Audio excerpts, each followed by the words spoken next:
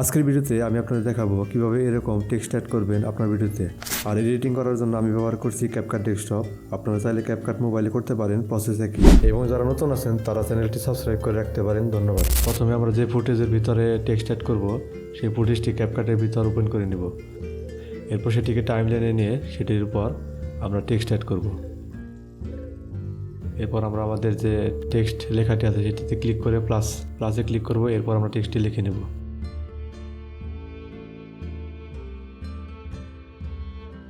এরপর টেক্সটটিকে মুভমেন্ট করে জায়গা মতো বসিয়ে নেব।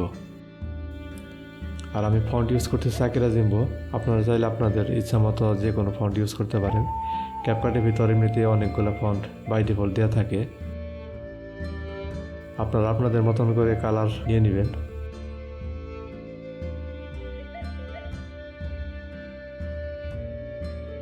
তো আমি এখানে একটু শ্যাডো অ্যাড করতেছি ব্ল্যাক কালারের।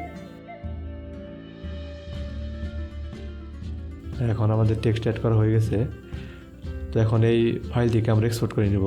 এক্সপোর্ট করার পর আমরা যে র ফুটেজটি আছে সেটিকে ইম্পোর্ট করব, আর যেটির ভিতরে আমরা টেক্সট অ্যাড করছি সেটিকে ইম্পোর্ট করে নেব। টেক্সট অ্যাড করা ফুটেজটিকে আমরা উপরের লেয়ারে নিয়ে যাব। এরপর উপরের লেয়ারে আমরা মাস্কিং করব। আর ক্যাপকাটের ভিতরে মাস্কিং করা খুবই সহজ। সিম্পলি আমরা মাস্কে ক্লিক করব, এরপর হরাইজন্টালে ক্লিক করব। ক্লিক করার পর আমরা এটিকে রোটেট করে নেব 90 ডিগ্রি এবং রিভার্সে ক্লিক করে নেব। আমরা কি ফ্রেম অ্যাড করব। তো যেখান থেকে আমাদের লেখাটা শুরু হবে তো সেখান থেকে আমরা কি ফ্রেম অ্যাড করব। কি ফ্রেম অ্যাড করার জন্য আমরা এক ফ্রেম করে সামনের দিকে নেব, আর এই মাস্কিংয়ের যে পার্টটি আছে সেটিকে সামনের দিকে মুভ করব। এভাবে পুরো সম্পূর্ণ ভিডিওতে আমরা সেমভাবে কি ফ্রেম অ্যাড করতে থাকব। কি ফ্রেম অ্যাড করা হয়ে গেলে আমাদের কাজ শেষ। তো আমাদের ভিডিওটি এখন এডিট কমপ্লিট হয়েছে, আর এই হচ্ছে তার ফাইনাল আউটপুট।